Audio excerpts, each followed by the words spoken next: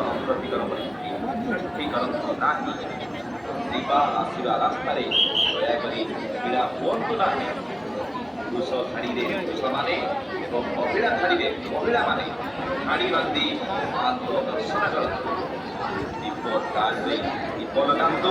ଯେଉଁମାନେ ମାନସିକ କରିଛନ୍ତି ମାନସିକ ଦାନ ମାଆଙ୍କ ଦାନ କୁଣ୍ଡିରେ ହିଁ ପକାନ୍ତୁ। ଭକ୍ତବୃନ୍ଦ ମନେ ରଖନ୍ତୁ, ମାନସିକ ଦାନ କେବଳ ମାଆଙ୍କ ଦାନ କୁଣ୍ଡିରେ ହିଁ ପକାନ୍ତୁ।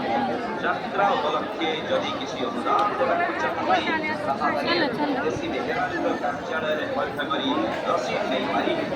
ମନେ ରଖନ୍ତୁ, ମାଆଙ୍କ ଯାତ୍ରା ଉପଲକ୍ଷେ ଯଦି କିଛି ଅନୁଦାନ ଦେବାକୁ ଚାହାନ୍ତି ତାହେଲେ ଦେଶୀ କାର୍ଯ୍ୟାଳୟରେ ପରୀକ୍ଷା କରନ୍ତୁ ଏବଂ ରସିଦ ନେଇଯାଆନ୍ତୁ। ନିଜ ନିଜର ସେବା ଅଲଗା ପ୍ରତି ସଜାଗ ହାତ ଛଡ଼ା କରନ୍ତୁ ନାହିଁ। ସାବଧାନ ରୁହନ୍ତୁ। ଅସ୍ଥାୟୀ ମଣିଷ ସାହସ